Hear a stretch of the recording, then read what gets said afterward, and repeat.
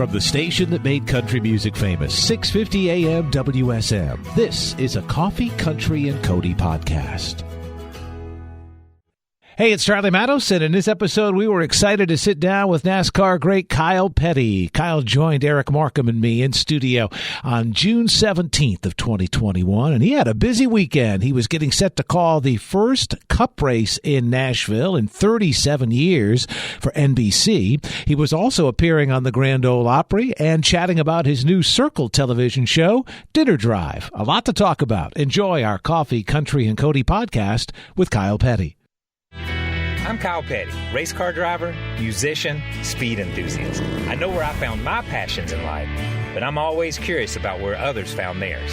And I've figured out over the years, the best way to get to know someone better is over a little food. So I'm hitting the road to catch up with some friends to hear their life stories, and you're invited.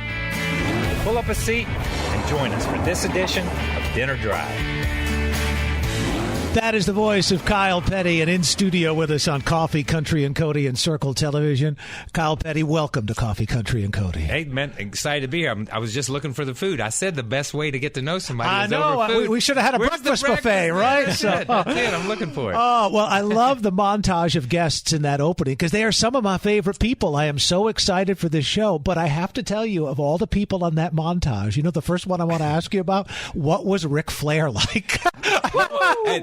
Okay, so that is fascinating to me because we did, and you saw the montage. Yeah. Herschel Walker, Heisman Trophy. Yep. Richard Petty, 7-time champion. Mario Andretti, World Formula One champion. Dale Jr., all those people. Darius Rucker, Grand Ole Opry star. Grand Ole Opry. Yeah. And Davis Love, Davis Love III, just been elected the president's team captain. So you've got all these people, and everybody says, so what was Rick like? Oh, really? So I'm not in the minority. Everybody feels that. Did Rick way. let you wear one of his robes? What about that? What's those robes like? Are they heavy? Are they light? I love that. He is such a good guy. And you got to, Nashville, you come to Nashville, and Nashville is music. Always been country music, but it's music. Sure. It's all different types of music. Charlotte forever, especially in the 80s and early 90s as we go back there, it was not only a race city, where most of the teams were. It's where most of the guys with Crockett Entertainment and wrestling were out of. Yeah. So you had a lot of guys. So he was in Charlotte forever. So your paths crossed, so I've known him forever. So it was pretty cool. Yeah. Well, you get a kick out of this. The number one requested for people to come over and have their picture taken was with Garth Brooks was in studio. The number 2 was Jerry the King Lawler. Yeah. So there's something about wrestling. It just strikes a chord with people, man, and they just love it. So listen, I enjoy it. I enjoy it. I'm not gonna lie. So, this will premiere in July on Circle Television. So it's great to have you as one of our colleagues. Yes. So, but it really is a great guest lineup. I mean, it just looks like you're hanging with folks that A, you like, and B, you find interesting to talk to. And that's what it's supposed to be. Because for me, the premise of the show is dinner drive, and it should be drive to dinner because that's what it should be, honestly. Because the hook for me was to find a car that was sentimental or an emotional attachment to, and I wanted to know, from Darius, what automobile in your life are you connected to?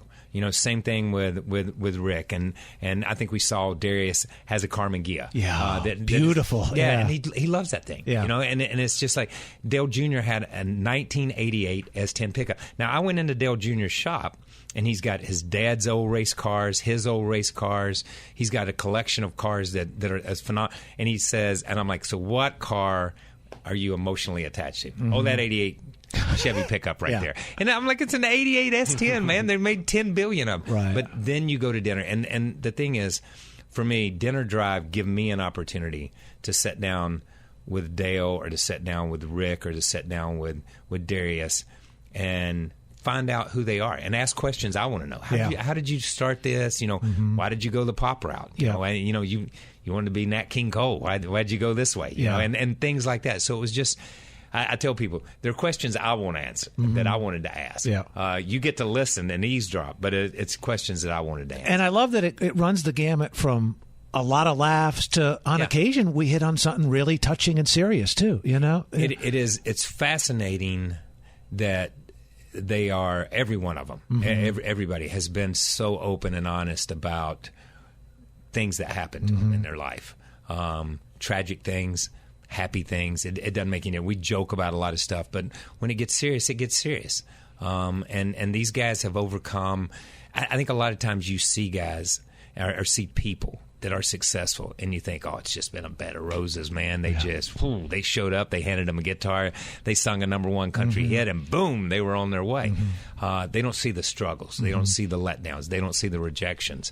And these guys, they carry those in the same place they carry their success, and it's pretty cool to be able to tap into that. Yeah, there's a lot of 10-year overnight successes, right? Tons of them, man. Tons of them. You were talking about an emotional connection with a car. No matter what, everybody remembers their very first car. Yeah. For me, it was a 1994 Jeep Grand Cherokee. Yeah. What was your first car? My first car was a 1950 Plymouth. Okay, now and here's the thing: it was the inline six, and my dad looked at me. We bought it when out of a guy's front yard. We were coming back from a race in North Wilkesboro. My dad said, "You won't get in trouble in this car." Because it only had 6 cylinders. It was inline. It only run about 65 miles an hour. You know what I mean? No heating, no heater, no air, no anything. That's just the way it was. And I had to work on it for about a year or so to get it running. But that's your car. That's a car you drove to high school. That's a car that you took. Yeah. I drove my sisters to school. They'd make me just stop about 2 blocks from school and let them out because they didn't want to be seen. Don't pull up, right? Yeah, don't pull up in front of the school with that car. You know what I mean? Oh, that's so great. that kind of thing. So, but everybody has that one car. Yeah. That one car that they got their first kiss in that car. They went on their first date. Even if it was the family station wagon, there's an emotional attachment. You could tell Eric's a little younger because mine's a 67 Chevy Caprice, so I'm a little more in your wheelhouse. There you go. Yeah, you are a little more. My grandfather's, by the way, it was a hand-me-down, but it was, and that's when they built them. I mean, that thing was a tank. You know, Listen, this car I rode in, and I tell people all the time, it was the perfect car for a kid in high school. You could fit 3 people. It had a bench seat in the front. You could fit 3 people in the front side by side, but an old 50 Plymouth got wide in the back. You could fit 6 people side by side. Yes. In the back. So, because they sloped like that. It was like the perfect. It's a precursor to the minivan. That's what I tell people. No matter what, everybody has those memories when they're really young, working on the car with their dad. Oh, yeah. But did you always have that moment where he's telling you to hold the flashlight still? Well, see, I will have to say this. We were terrible. We worked on race cars. Nobody ever worked on a road car. And I never knew anybody in my family that ever worked on a road car except to get them running initially, like I did the 50 Plymouth. Everything else, every dime we had went into a race car. So, listen, man, I love to go to the race shop and work on crawl up in there and sit in the seat when I was 7 or 8 years old. Like I pretend I was driving, but think I was helping them. You think, I'm 6. Let me wax it. I'll help you run faster. You know what I mean? Kyle Petty is our guest. Dinner Drive on Circle Television, a new show featuring Kyle, and that will debut in July on Circle. And a lot more to talk about. NASCAR back in Music City for the first time in decades. Sunday, sold out at the Speedway, the Ally 400. And Kyle's also going to be on the Grand Ole Opry this weekend. Yeah, all that and more coming up on Circle Television.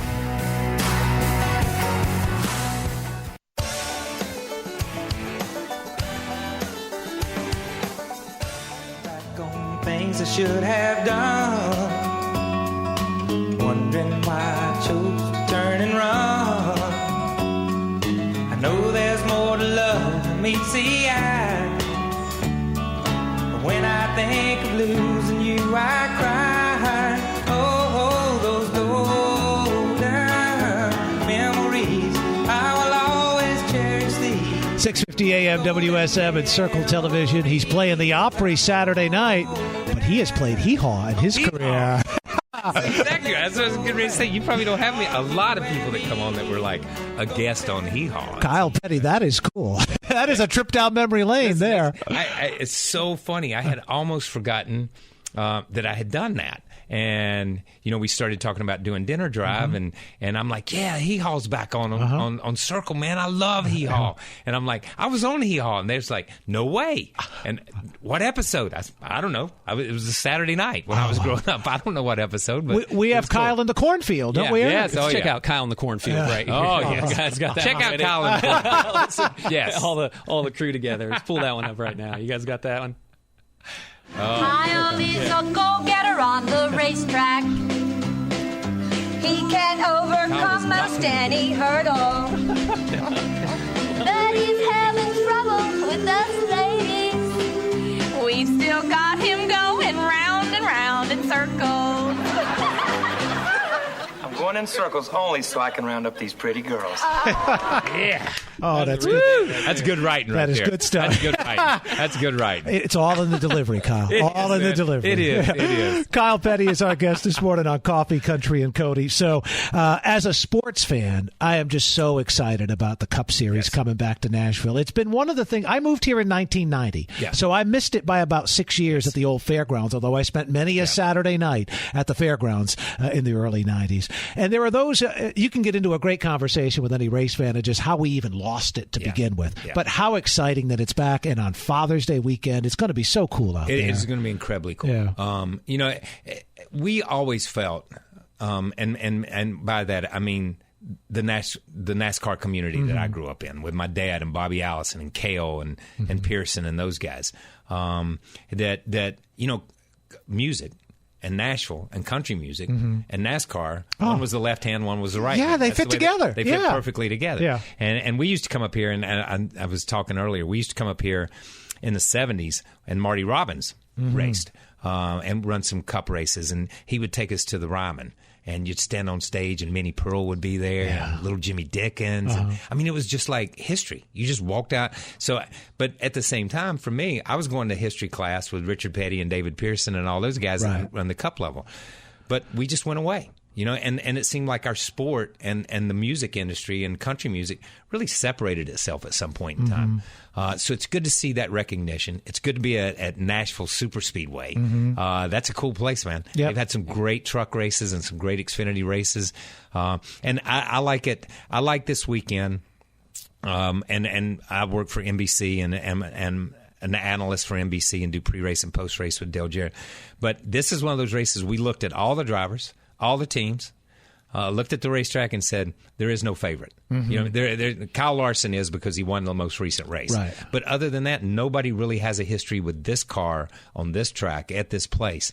But the community has embraced it. And I've run across people all year long from Tennessee that are like, we'll be in Nashville. We'll see you in Nashville. We're going to Nashville. Yeah. You know, so that's big. Yeah, we don't mind the drive to Bristol, but it's nice having it in our backyard. Nice, it's nice in Nashville. Yeah, and it's opening weekend for NBC's coverage too, so that's cool for us. So that's a big deal for us. Yep. If I went back and looked in the room of a high school Kyle Petty or a middle school Kyle Petty, I'm always curious because I love handwriting.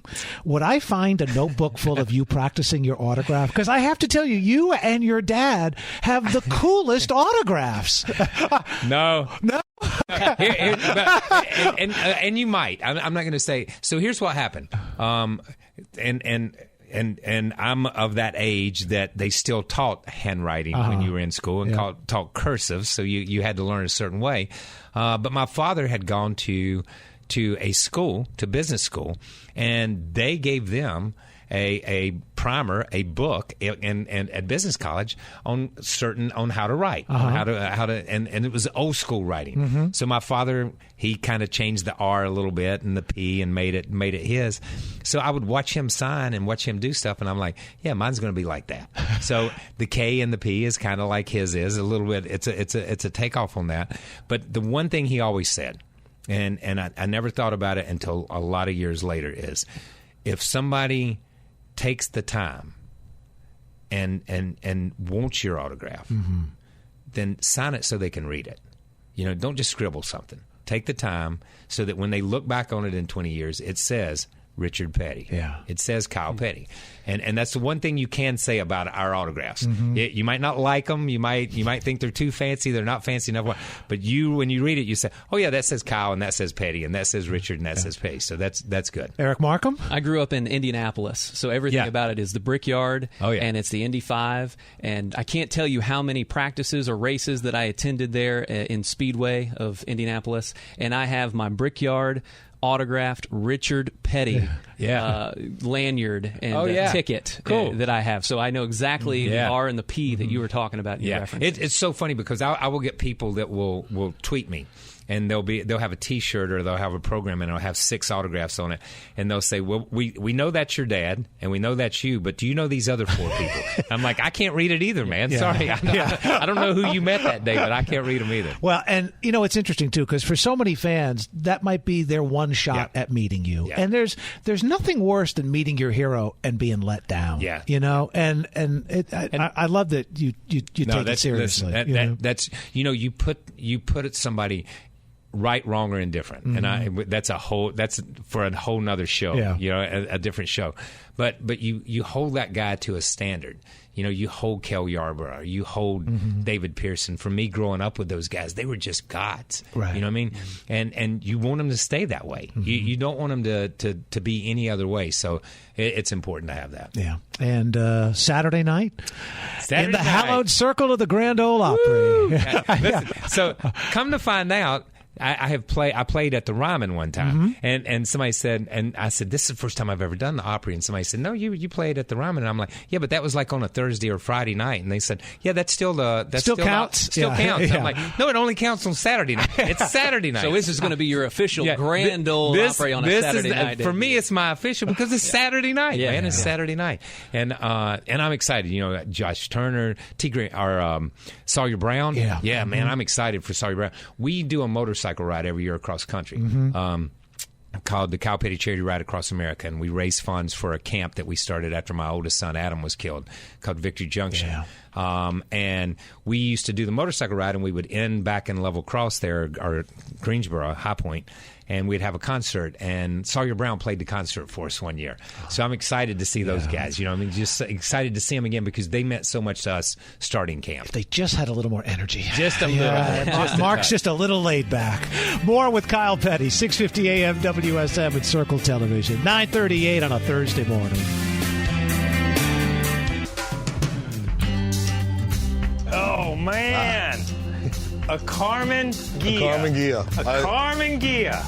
I love the body style, but why a Carmen Ghia for you? For me, it looks so European. Yeah. Today, it still looks so sleek.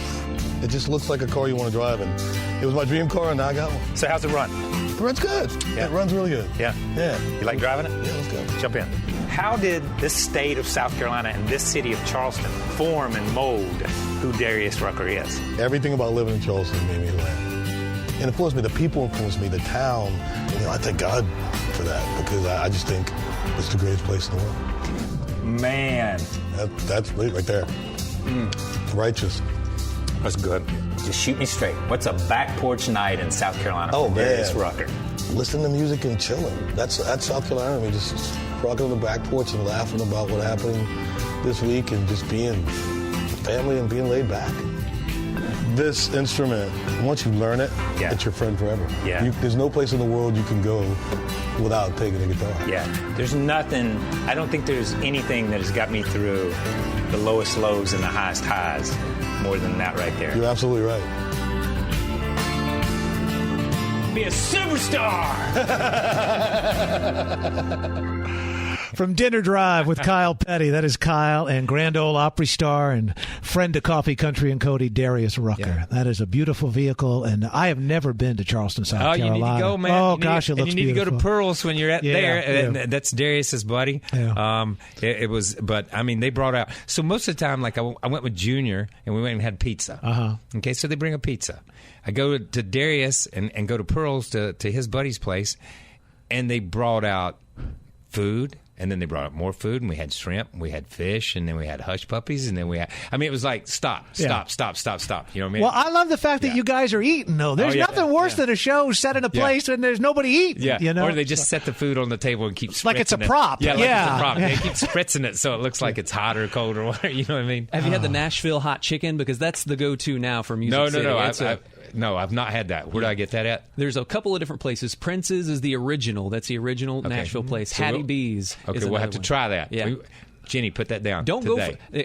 Don't go for the hot if you've got anything left to do for the rest of the day. It needs to kind of just make sure that your mouth is going to be still workable. Okay. You might end up with some blue lips. It like happened overnight. I woke up one morning and we were like the hot chicken capital of the world. Yeah. I don't get it. Why not? But why not? So. You got to be something, man. Everybody's got to be something. Hey, right before the break, you referenced Victory Junction. Yes. I'd like to talk just a little bit more about that, because that does such great work for kids who maybe desperately just need an escape from day to day. Because for so many kids, hospital home is their life. Right. You know, and that's what Victory Junction is all about. I was very blessed to drive a few sports car races with Paul Newman. Paul Newman started the Hole in the Wall camps, and that's, obviously we all know the story of his salad dressings and everything that he does and how they fund different things. He was such a great philanthropist. But when my oldest son Adam was killed in New Hampshire, then we decided we'd build a camp. And Paul came down and helped us work on some stuff and get some stuff done. And the camp came up out of the ground. We've seen like 60 or 70,000 kids since the camp was originally opened. You see kids with chronic and life-threatening illnesses is basically it. But it allows kids to hang out with each other. A lot of times, you may be the only little girl at school that has Crohn's, or there may be a couple of kids, and that's about it. But we bring you to camp, and there's 120 of you that all have the same illness. You feel normal. And you feel normal. Yeah. You become the majority. Yeah. You become, and the camp is tailored around you that way. So it's an incredibly special place that our family has started. The charity ride, the Kyle Petty Charity Ride, has been in existence. We started in 94, 95.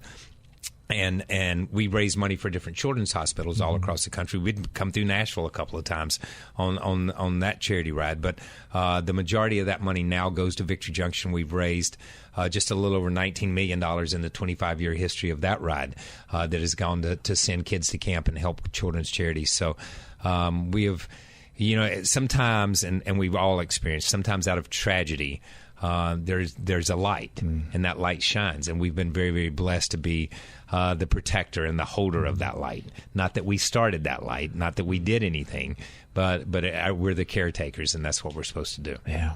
I am 57 and have an 8-year-old at home. Yes. And I think on most days that's a pretty good accomplishment. You got me beat. Because you got a couple real little ones, you and Morgan. Yeah. Yes. Yeah, I have a 3-year-old. Overton just turned 3 years old. And I have a 10-month-old. Cotton is 10 months old. I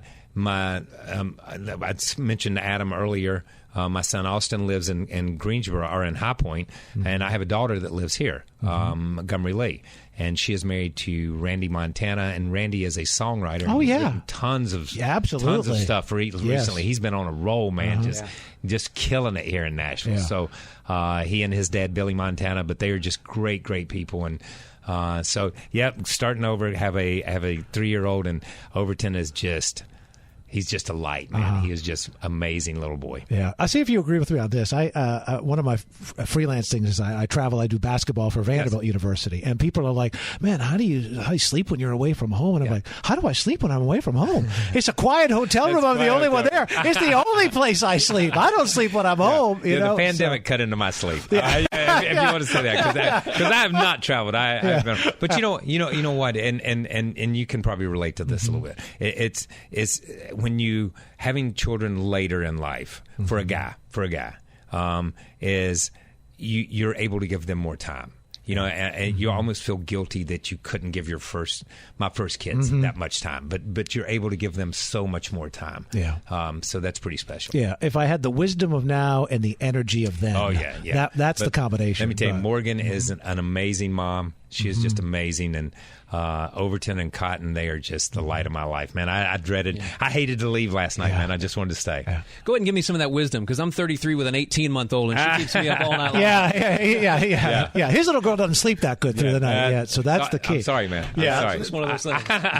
That's pretty much it. I'm sorry. It'll get better. That's all we can say. That's all we can say. So what are we going to do on the Opry tomorrow night? You know what? I have not made up my mind yet. So I've been writing songs forever. So I'm going to do something that I've done. Listen, if you're on the Opry, you might as well do your own stuff. Yep. You know what I mean? So I'm excited about that. Excited to be able to play some of my own stuff. You may like it. You may not like it. And like I said, I don't know what I'm going to play, but listen, it's going to be it's got to be a top 5 highlight moment of my life. I will have to say that. To be able to walk out there, I was talking earlier, when I roll into Daytona and you pop out of that tunnel and you see that big racetrack, you feel my granddad. I feel, the ghost of the drivers and the people that have come before, that have meant so much to this sport. Just walking by the Opry and walking by the stage earlier today, you just feel that. You feel it's there. They're still hanging out somewhere listening to the music, man. It's that kind of thing. Yeah. As a kid in New England, I can remember the first walk up the ramp and seeing the Green Monster at Fenway Park. And it still brings back goosebumps. It's a very similar thing. Listen, I said the same thing earlier about going to the Garden and watching the Celtics play. Yes. To be in that, where the concrete went up and down in the bleed. I mean, it was just a while. But there was so much history in that basketball arena, man. It was crazy. Wow. Did I ever read somewhere, I think, was Talladega not your first race? First race.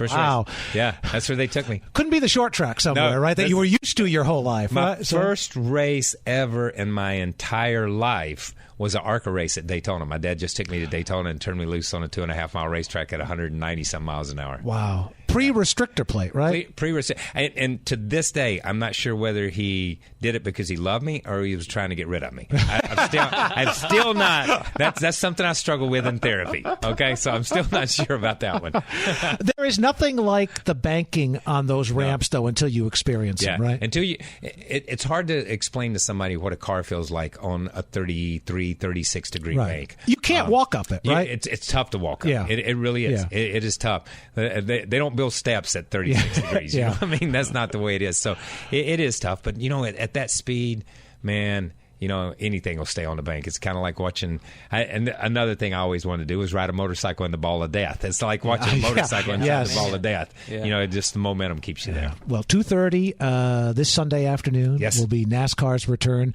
to Music City. Give a shout out to some of your NBC teammates too, because you got a great crew. Rick Allen, Dale Earnhardt Jr., Jeff Burton, Steve Letarte, myself, and Dale Jarrett do pre-race and post-race. Rutledge Wood, who has a couple of shows on Netflix.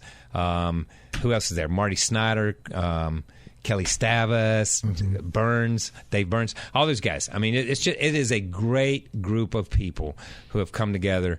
And all the camera guys and all the people. I have to shout out to my friend Michael Dranis, who lives here in Nashville. Yeah. And Drano is he's a camera guy. He does all the Fox stuff and all the Cups, or all the NBC stuff, and does NFL. So he's a good guy. It's been a pleasure. Thank you, man. It's great to have you in studio. Yeah, thank you. And Saturday night at the Grand Ole Opry, and in July with Dinner Drive on Circle Television. That's Kyle Petty. These guys will be with you on the Opry stage on Saturday night. This is Sawyer Brown on 650 AM WSF, Circle Television.